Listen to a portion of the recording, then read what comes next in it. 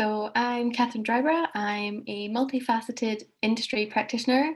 I'm involved in a multitude of projects from event management, creative content, visual arts exhibitions, and just about anything else you can think of. I've probably tried it. Fair enough. That's the sort of attitude I'd like to see around here. So let's start your journey right at the sort of beginning. So how did you get into the music industry? So when I was at school, I didn't really consider music as an option for myself until it came to UCAS and applying for uni. I always knew that I loved music, and it's always been a passion of mine for as long as I can remember, really. But I didn't think I was good enough, and I had no idea that there was other career paths other than being a performer. Like, I didn't know that you could follow music until I had already started at uni. Like, I didn't know any of these jobs existed until I'd already started learning about them. So I decided last minute, spur of the moment, to apply for some music courses because I realized that's what I really loved the most. I didn't expect to get in. Somehow I did, and I haven't looked back since. Like, if I hadn't gone for it, I would have been at art school or studying biology or something that I definitely didn't want to do, but I thought would make my mum happy, and that's not what you want. It's not what you want to do. So I mean, you don't. Going back to my own experience, I listened to my guidance teachers. I listened to my parents. I went to do media for 2 years. For 2 years at GCU because the entry requirements were higher, and I had the grades, and the schools were pushing me like, "You've got the grades, go do this. This is the harder course." And I was like, "I want to do music," but they're like, "That's college level. You can go to uni." And I was like, "Okay, maybe I'll go do that for a few years, and maybe I'll do music." As opposed to just being like, no, I'm going to do this, I'm going to go for it.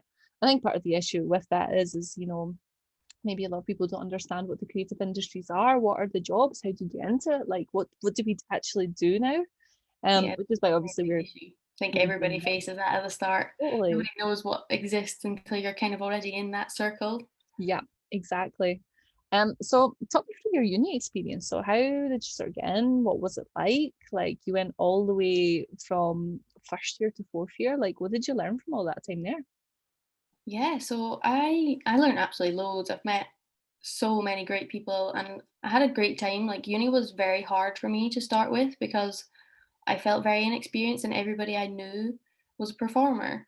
To get into the course, I had to do like a short exam and I had an interview, but I also had to do an audition. And I can play, but I hate performing. I hate the stage. I hate anybody listening to me. Like, it's not where I thrive. That's not my zone. Hmm. But I was too young to know that there was other options. So it was very daunting for me, for all my friends to be like, "Oh, I play guitar. Do you want to like have a jam session?" Or like, "Oh, I'm doing this open mic night. Do you want to come?" And I was just there like, "No, I really don't want to do that. Like, I want to do anything else, but not that." So yeah, it was very scary to start with, and I felt super out of my depth. And I was like, "Oh, I don't belong here. I'm not supposed to be here." But after a few months, I started to realize from the classes and from what our lecturers were telling us, and like seeing what people from the years above us were doing, I was like, wow, I didn't know you could do that as a job. I was like, I didn't know that was possible. So we got to learn about all the basics and terminology, and we got taught how to run our own projects and learn how to like focus your creativity and working with others, time management, all the career options that are available. And I was like, my mind was just like blown open. I was like, there are so many great things I can do. Then I managed to hit my stride, and I was like, okay, yeah, I do belong here. I just need to find what I like. So what sort of projects did you get involved with when you were at uni?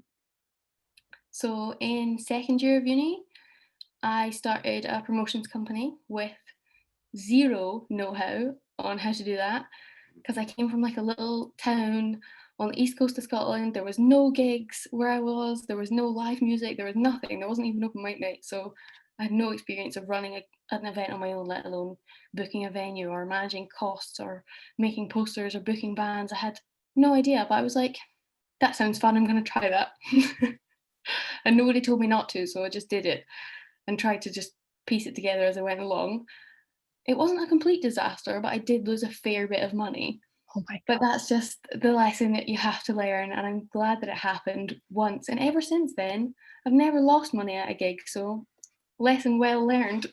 I mean, that's a big achievement because even a lot of sort of DIY promoters or people that, put on their own shows and stuff like, and they have done so for years, like you never know, something might happen that like, that maybe there's like a bad weather or there's a storm or trains are cancelled and all of a sudden your gig attendance is totally affected. So you never know, you could lose money. Mhm. It's such a chance thing when it comes to promotion and putting on your own gigs that like I'm still apprehensive about putting events on, and this is like 6 years into music industry So it experience. is. It's a very um, stressful experience, especially when you have no experience, because the venue definitely took that for granted for me. Like they definitely strung me along, and that was something that I realized later down the line, looking back on it. So that's something to watch for. Don't necessarily trust people just because they're already in the industry. Like if they know that you're new, they might be trying to use you. yeah, You got to like check with people that you think will be able to guide you in the right direction and make sure that you're not getting taken advantage of, because I definitely was. learning experiences at the end of the day. So with your promotions company, what's it called and who have you put on so far? Like what sort of shows have you done? Like talk me through all that. So it's called Mouldy Soul Promotions. It's mostly in Glasgow and Edinburgh. We normally work with like lots of grassroots venues, so Broadcast and Sneaky Pete's and those kind of like nice venues that you grow up with, or at least I wish I grew up with. So I was like, I want to work with all the venues that I wish I had when I was younger, because I never got that experience. So like I was like, I want to book all the bands that I think are really exciting and help them to eventually play in bigger venues and get more exciting things, which I think we've definitely managed to do, because I think it was one of our first gigs actually in Edinburgh. It was Sneaky Pete's, and we had Crystal headlining, which was super exciting because I knew Anna from the year above us at uni, and I was like, wow, she's really cool. I'm gonna ask her. Finally plucked up the courage one day, asked her, and she was like, yeah, yeah, that sounds great. They'd never played in Edinburgh before. It was their first headline, and it wasn't sold out, but I was like, there was a buzz about it. And now they've rebranded, they're Dead Pony, and they've got management, they're on playlists, they're doing great. So it's really nice to see little bands that you've picked up on previously that are now like flourishing. And you're like, that's amazing. Like that's exactly what I wanted to show that you can do. So how do you go about sourcing these bands and stuff and finding out about them and booking them?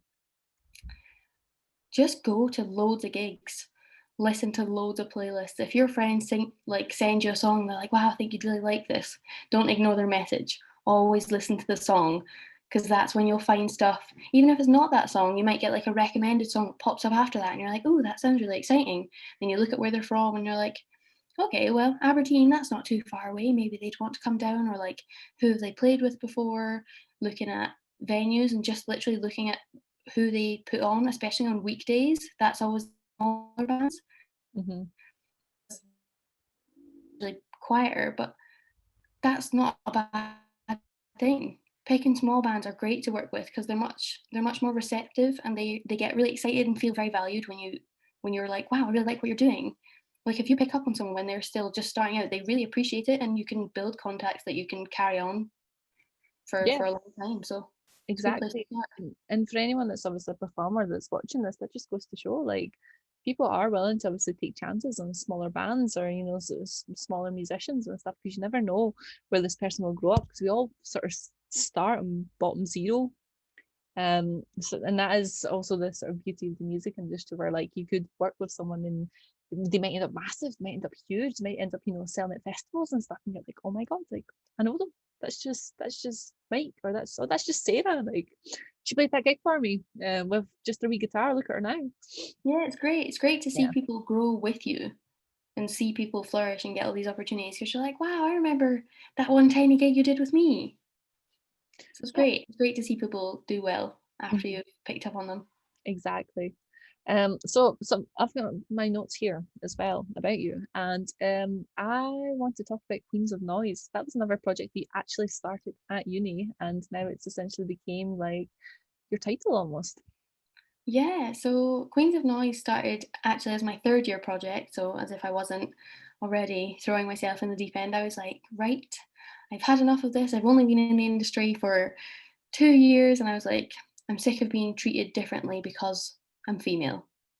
It was just something I noticed everywhere. Gigs I went to, bands I was trying to book, or going to festivals, or even just going to like award ceremonies and anything, like just being a woman made me feel out of place, or I wasn't valued, or consistently not being as respected as my peers. Yeah, I mean we've saw that in recent years. There's been a lot of conversations about, the sort of the gender gaps on festival lineups. Why is there so many guy bands? Where's all the girl bands? And you get a lot of promoters coming in and saying, oh, they're just not that good.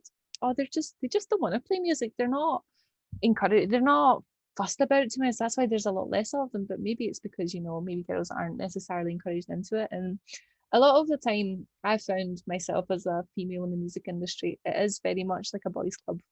I Maybe mean, not a lot of the not gatekeepers are all well, male. Generally, yeah, they've had those positions for years and they're happy to be in that place.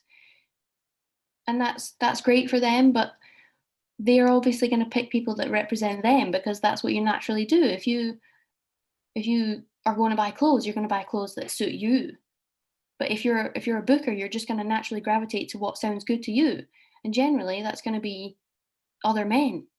So if there's not ladies in those positions, it's going to be difficult to let more female artists grow and go up through that yeah, process. yeah. And even as a professional, I've also found that like there's been times where I've now not maybe necessarily been made to feel uncomfortable, but you'll be standing in a group of guys and maybe they won't like look you in the eye when you're speaking or get a bit awkward with you, or the amount of times I've ran gigs or ran events and I've been asked like, oh, what one's your boyfriend? And I'm like, Every time, I'm the boss. every single time, and it's I'm like, here running this.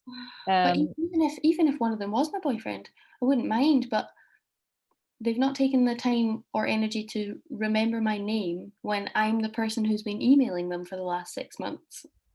yeah, exactly. I've had that too. Actually, I was using a sort of email from my boss who is male, and I would sign the email off every single time. Yours sincerely, Daria, and every single email would be Daria. But then every single like email I'd get back from that would be, "Hi John." It's little things like that, and you think they don't matter, but because of the fact that this industry is very much built on on relationships, on like on networking and making friends essentially, and that's how you go on with things. There's been times where you try and obviously make friends with bands or with maybe men that you're also working with and stuff, but like it's either that I've found that like people don't speak to me as readily, or they're awkward to speak to me, or they don't look me in the eye when I'm speaking, so then I don't make that contact. But if it's if I'm there working with someone male, they go speak to them, no problem. So then it makes you wonder, like, is there something wrong with me that I've done? Like, what is this?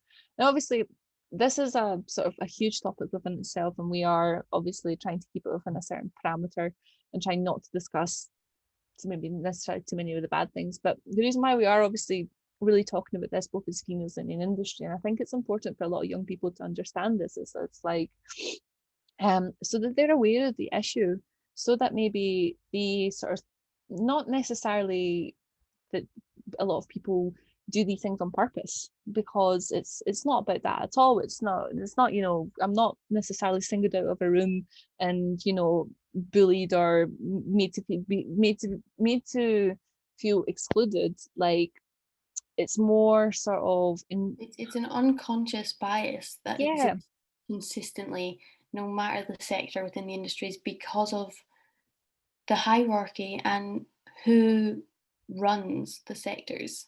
And it's yeah, consistently always the same figurehead, white, male, middle aged man, yeah. And every time. yeah, and this is why it's important to draw attention to this fact, so people are more aware of this. So maybe they do try a little bit harder. So maybe if you are at a gig and you are only sort of talking to like your sort of group of friends, maybe you make the effort to maybe go up to the girl that's like standing by herself, is maybe came down to obviously try and network or try and get some sort of work in the industry, but all the sort of the male sound engineers, the male promoter, the male gig rep are all standing in a circle talking by themselves, and she feels too Mhm. intimidated to go up and stuff. So there's a lot of these sort of micro aggressions within this, to be honest, and it's such a sort of loaded sort of topic. But going back to Queens of Noise.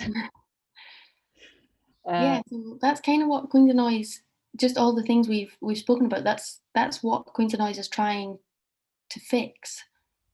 Obviously, it's not an overnight flick of a switch kind of deal, but it's a case of you have to fight the issue at the root. You can't solve a problem after it's already a problem. You have to teach people when they're willing and malleable and ready to learn.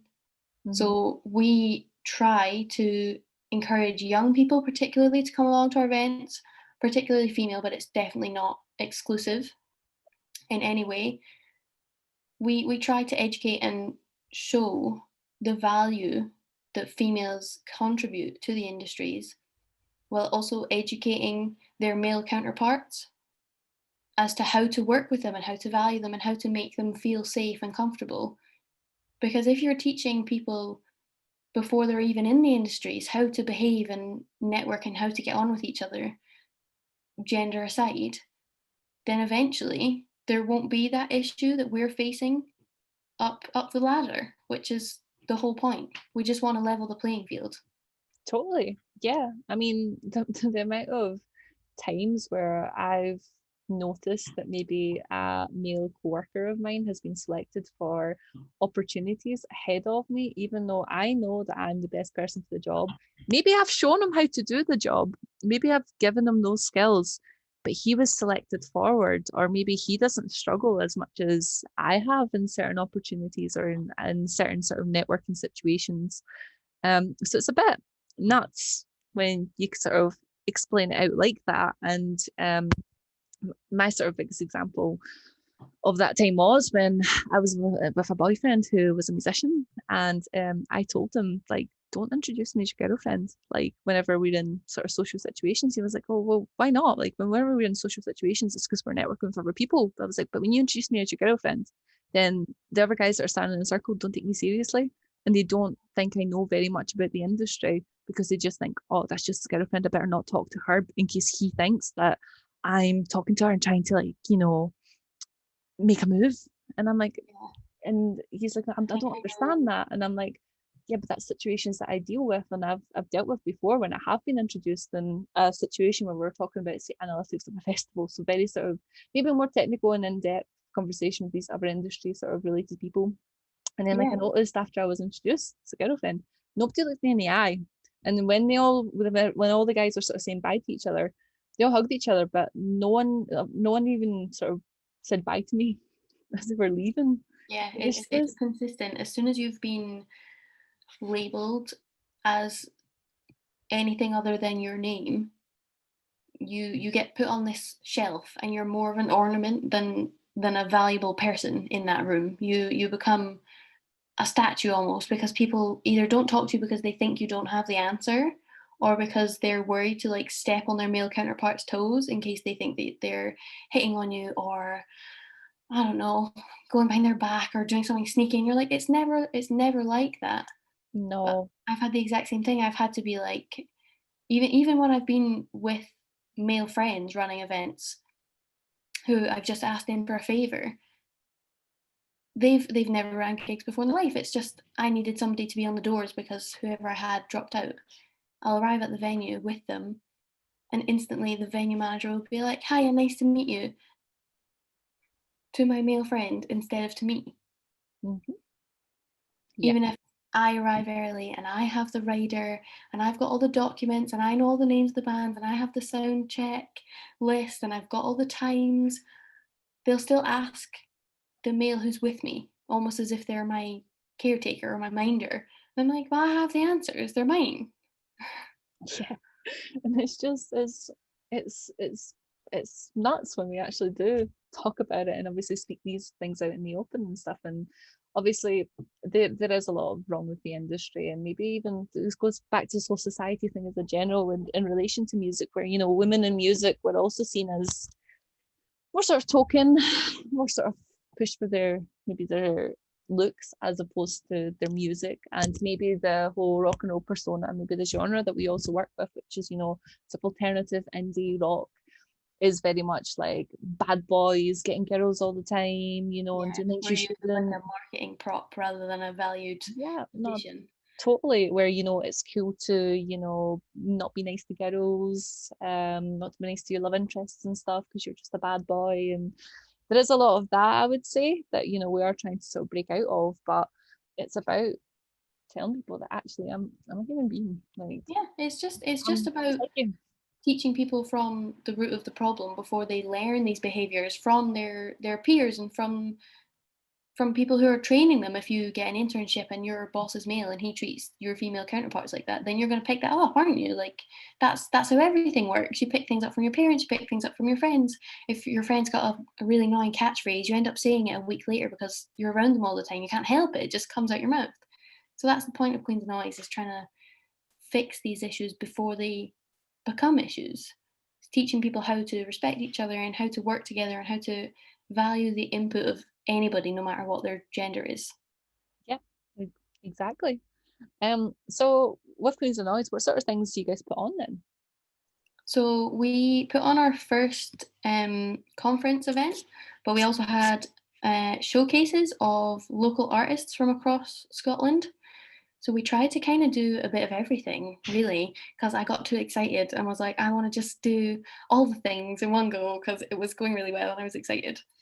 So we had panels and workshops and like little how-to sessions with lots of people from the industries from like all over the place, which was really nice because they were all actually industry professionals who got quite excited about the idea with me. So I was like, okay, I must be onto something because these people are already working and I'm just a student because I mean I was barely even 18 at the time. So I was like, wow, okay, this is exciting. Somebody obviously thinks I'm doing something right. So that all happened. We got lots of bands. Again, similar to the promotions, lots of small bands. Some of them, it was their first gig, and since then, like we had swim school. They've since played Transmit. They're on big management. They've done crazy amounts of things. They've been on radio consistently. They're playlisted all the time. We had a medicine cabinet, and they're well, they were wives at the time. It was like their first, you know, Mm-hmm. outing into the world, and they're doing amazing as well. Like they've played with huge bands, and it's crazy to think about how much these women have grown and developed just because another woman was like, "Yeah, you're great. You can do that." Yeah. It was just a case of me being like, "Yeah, I think you're great. I'd love to book you for the show. I'd love to pay you, and I think you're amazing." And they're like, "Wow." And then they hold that with them because having that one person who's got confidence in you takes you Totally so does. far. Yeah. Excellent. And this actually leads into a thing you did in fourth year, your femme fatale exhibition. Yeah. So Femme Fatale was my fourth year project. It's a bit of a running theme ever since Queens of Noise. I started everything I do is quite feminist based because it's something that I care quite a lot about. Obviously, as a female, it's something that does directly affect me, but it's a case of after noticing the change of women around me after running Queens of Noise and noticing the difference I can make on other women, giving them confidence and showing them that they can do things, made me want to try that again. So Femme Fatale was a visual arts exhibition that I ran in Glasgow with lots of local artists around Glasgow. So some of them were video based, some of them were typography, some of them were embroidery. There was like any kind of art, you could find it there. Mm-hmm. And I just tried to find artists who all had a very similar value. Not necessarily style, it didn't have to be they were all the same color or they all went to the same school. Like there was nothing that related these artists apart from the fact that they all had very similar core values. They all valued community, they all had similar values to me. Yeah. They and just instantly it was a lovely network. Like it felt like a community. As soon as you walked in the door, like these women had never met each other. And we sat in the morning, ready to set up all our stuff and put up their pictures and get the video going and put the music on. And we all just sat and had a cup of coffee, and it felt like we'd known each other for years. And I was like, that's exactly what I wanted it to feel like. I wanted to show these women that they're valued and Mhm. show them that they're great. Because even if I'm not in a position of power to tell them that they're getting a promotion or offer them money or, I don't know, sort out their debt or anything like that, I'm just another woman at the same level as them telling them that I think they're doing a really good job. And from that, I still speak to every single one of them. And they're amazing. Like it's a lovely little family that we've made together. I think that's the best thing that happened from that whole project. Yeah, and again, for all these projects, but obviously something you had to do for a bit of coursework, to essentially pass your year at uni. These are all sorts of things and the sort of skills that you could just pick up and do yourself if you do obviously have such a strong belief or a strong value system or a strong idea about something. Like, we are in a position that you can just make it happen. It's not that difficult to get things done when you sort of research and you're like, right, okay, I can do this, and you try it out. Like you said, going back to the first gig that you put on, maybe things went terribly. Looking back at it, you're like, oh God, I wouldn't ever do anything the way I did it there. But you still did it. And obviously it meant that maybe from that first terrible gig, you can then put on events like Femme Fatale and Queens of Noise. Yeah, exactly. It's a great start point, and I think for me, if I hadn't gone to uni, I never would have had the confidence or the knowledge to do those things Mm-hmm. because I was so new to it and I'd never done anything like that before. I eventually, once I got confident enough to speak to my lecturers and go and have meetings with them and chat to my classmates, like I had friends who I met on the course who helped me out with the events. They did the doors for me. They did promotion. They shared it on their Facebook pages. They asked their friends to come. Anything like that. Even just if you're not sure about something, it's okay to ask. Yeah. Like the longer I was at uni, the more I would just appear in my lecturer's office being like, I have a question, I'm coming in. And they're like, all right, okay, it's you again. And I'm like, yes, I've got another idea, I'm coming in. So it got to the point where they just expected me to come in like once a week. And I did. Every single time I was like, I've got an idea. What do you think about this? And they're like, right, okay, you need to maybe think about it. And I'm like, all right, okay. And then I'll go away and think about it. So it's just a case of you need to utilize what you've got because uni is the best place to start these kind of projects because it's such a massive support system. If you don't know what you're doing, if you are passionate enough, they'll help you find a way. Yeah, exactly. That's what I found as well, being within education. So I also want to sort of circle back and maybe talk about another sort of skill that you've actually been utilised and then you utilised across, well, all projects that you've been involved in, which is content creation.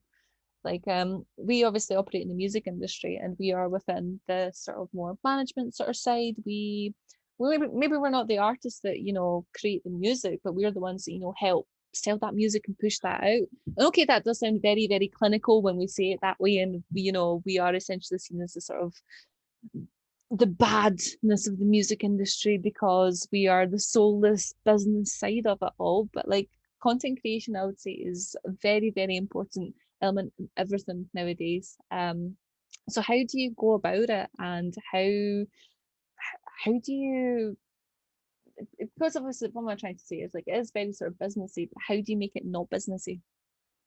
Well, I think it's important to note that the music industries are a business. Being a musician is a business. You are the business. It might feel inauthentic if you're an acoustic guitar player and you're thinking like, oh, I don't know what to post on my Instagram. Like that doesn't feel very authentic. It is because that's how you're going to get your music out there. You have to, for lack of a better word, you have to sell yourself. It's not selling out, it's branding yourself in a way where you are the product. Mm-hmm. Like your music is what you're selling. So you have to put it in a package that people want to buy. Like if your song was on the shelf in Tesco, what would it look like? What would it make? What would you see that made you pick it up and go, yeah, I really need to buy that? That's the way you need to think about it, rather than like, oh, I don't want to think about that. That makes it feel gross or nasty. Like I don't want to do that. Like I'm just excited about the lyrics I've written, and you're like, that's fantastic. But what if nobody hears your lyrics because you haven't thought about what it's going to look like as an end product? So it's very important to think about the end product as well as the journey of getting there. Yeah. But for making content, let's see. Good tips. I would say try and find a style that's authentic for you. So again, if you are an acoustic singer-songwriter and you perform on your own with an acoustic guitar, if you really like naturey things, make a mood board. Go out for a walk, take pictures, like anything that you think is nice or that you like, if there's like a particular font or like a genre of music that you're interested in, or if you have a favorite color, anything like that. You can pick like really simple things and start from there. So yeah, start simple. Pick a color or a pattern and then come up with more ideas that branch from that. So for example, if your first thing was my favorite color is green, what does green make you think of? Makes me think of grass. It makes me think of being outside. It makes me think of spring and fresh sounds for me. But that's not necessarily for you. Yeah. So you have to just think about what's right for you and what's right for the sound of what you're trying to produce. And if it's not music, if it's an event, obviously it's the same principle. It's just it depends on what the core values are of what you're putting out into the world. So my big thing with sort of content creation, when we talk about content creation, we mean things like, like obviously your artworks, your single releases. What's your single gonna look like when you put it out there? What are you gonna post on social media about yourself? Like what sort of pictures are you gonna take of you as a band, or like how do you want to portray yourself on social media, etc. My big thing is, I always sort of tell people, is like all art is theft. There's no such thing as an original idea because everyone's been done before. Um, and the sort of there's a really interesting book by Austin Kleon which is called Feel Like an Artist, and he basically just talks about the fact that, again, nothing is original, everything's been done, but what's original is when you take something and then you make it your own. Mm-hmm. Yeah, So exactly. You got to just pick things that have inspired you or remind you of like a nice memory that you've written that song about. Like there's no shame in taking inspiration from other people. You just got to kind of give it your own twist and then make it authentic to you, because if you directly copy and paste exactly what somebody else has done, that's not authentic to you, because you didn't feel those feelings when that was made, or you didn't experience what they experienced, and then it's not true. So then mhm, it makes people uncomfortable with what you're pushing because it doesn't feel right. So you have to make sure that it's you, no matter what it is. Whether it's if it's a stage persona, that's fine, but it still also has to be you underneath. yeah, exactly. Um, God, that went very deep into us essentially telling young people about how to use Canva, Oh, which is a brilliant, brilliant program, which and a brilliant, brilliant tool that we've used for so many things. it's Um, amazing. It's so easy to it's use. It's free, mhm, and there's tutorials. So if you're really struggling, just go on YouTube, look them up, and somebody will have had a lot of free time and made you a massive video about how to use it or where to find a specific tool, exactly. and you'll be grand. Yeah. So now we go into the sort of topic that has halted the entire music industry just now, myself included, and the reason why we're doing this through Zoom. So COVID-19, how has it affected you? Hugely. It completely threw off my plan, because I'm quite a planner. I like to think ahead and think, what am I going to do after I finish this project? What am I going to do after that? So after I graduated from my honors year, which was in April, so like a month into the pandemic, and I was like, right, okay, everything's kind of going the way I really don't want it to. I planned to go out and get a job and spend as much time as I could getting a job that I really loved and wanted to be doing. And I had interviews lined up. I almost bagged myself 2 industry jobs that I was dying to get. And then a week later, everything was closed. Everything was closed. You couldn't go out to the shop. You couldn't see your family. You couldn't do anything. So I was like, right, what on earth do I do now? Because, I mean, my degree's been posted to me. I can't see any of my classmates because we don't have graduation. I've suddenly lost all my job prospects. Like, everything had just turned upside down. I'd been working for 4 years to get a job, and then the rug kinda got pulled out from under me. So, yeah, it was a massive, massive change. You just have to try and stay positive and keep motivated, which is not an easy thing when the thing you love the most is taken away from you. Yeah, It's very hard to maintain a positive outlook on that. Like, that's hard. So I did my best to stay busy and I started making some candles. I tried to, take my mind off things. I was like, I want to yeah. be creative, but in a way where it doesn't feel pressured. Hmm. Just in a way where I can start to try and be myself again in a different context. It's quite hard. It's like trying to relearn hobbies and you're like, I don't know how to do this anymore. Yeah, So it's hard, yeah. And then that's what made me decide to reapply and go to uni and start a master's degree, because I was like, I don't want to twiddle my thumbs. I want to come out of the pandemic with a better degree and a better chance to get work and be more educated and do my best to make a difference with what I'm good at. yeah. And I mean, Christ, and hiding out education is luckily something that we can do, considering the sort of funding that's available through SAS for master's courses. I'm also on the master's course with you. And it's just one of those things. It's fine. It's another few years in education. What's another year of writing essays? When in actual fact we don't know when we're going to get our gigs back. We don't know when we're going to get our festivals back.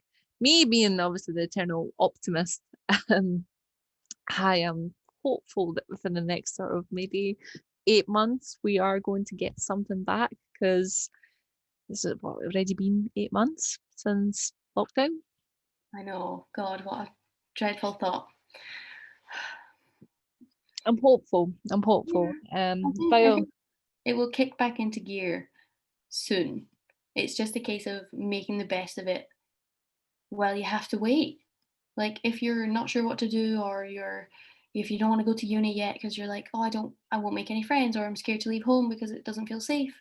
That's valid. You're allowed to feel like that. If you don't feel ready and it doesn't feel right for you, that's also okay. You just need to think of the best option for you right now, and whether that's doing an online internship or staying at home and working and saving up some money so that you can go to uni a little bit further away from home, or doing an online class at college, anything like that. Whatever you think is best for you, that's what you should do. Always follow your gut. Totally. And the one thing I've maybe found, because obviously we went through the sort of first lockdown, which was hard to get anything done, and then things opened up again and things have kind of closed down again and stuff. I'm finding it easier to work on things now because of the fact I'm optimistic and I'm putting it out there that everything will open back up, everything will be fine. I'm not letting myself even think about another lockdown or anything like that at all. I've almost began sort of planning for initial projects and things I want to be doing, which I understand is very, very hard anyway when your mental health is all over the place. And there are days where like I don't want to do nothing but stay in bed because I'm just like, everything's awful, everything's terrible. But this second time round, I've started to plan things, put things into motion. When I've been speaking to bands and artists, a lot of people are sort of writing music just now with the hopes maybe they will eventually get into the studio. But right now, what they're maybe going to do is like think of a release plan. Maybe they're going to like start thinking about who to maybe contact for their press work. Maybe they're like, oh, let's maybe try and get some press pictures done for this release coming out, but okay, maybe with restrictions permitting, but maybe they're like, let's actually start thinking of plans and, like you said, mood boards for making these projects happen. So things Yeah, will open up. It's not as if the demand for the music industry has suddenly gone away and no one wants to go out. Like everyone's desperate to go, but yeah.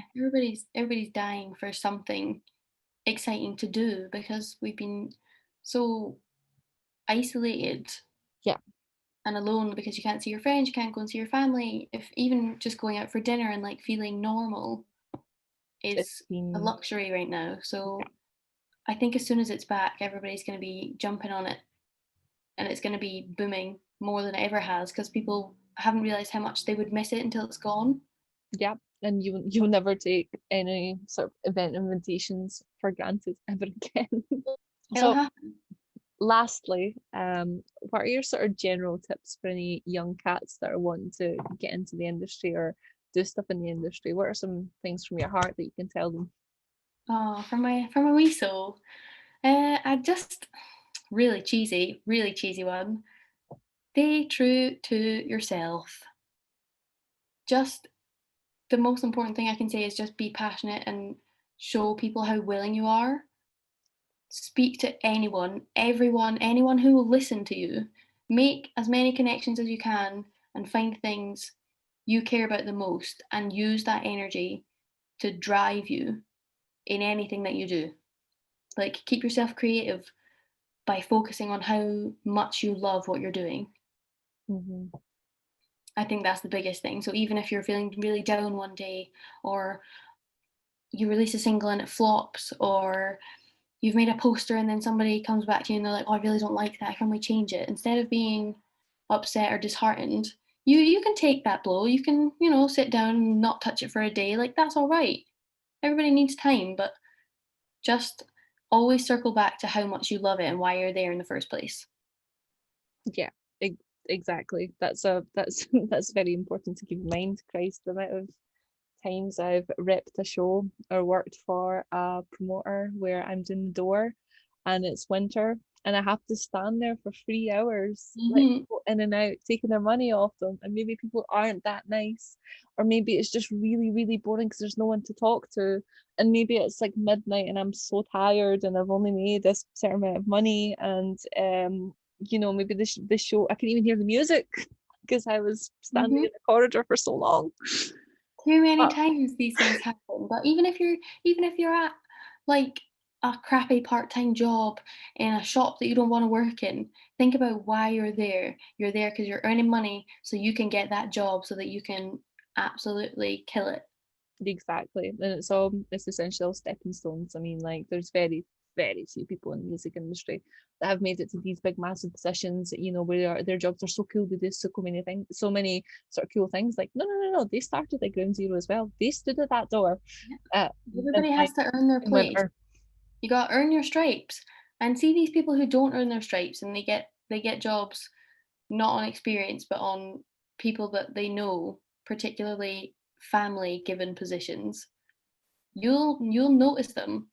If they're working alongside you, you'll notice the difference between people who are there from hard work and people who are there because they know someone on the inside. They're completely different people to work Yeah, with. So if and you're working hard and you're like, "Oh, I really hate this job. Oh, I really want to go home," or like the weather's really crappy and I wish I wasn't doing this.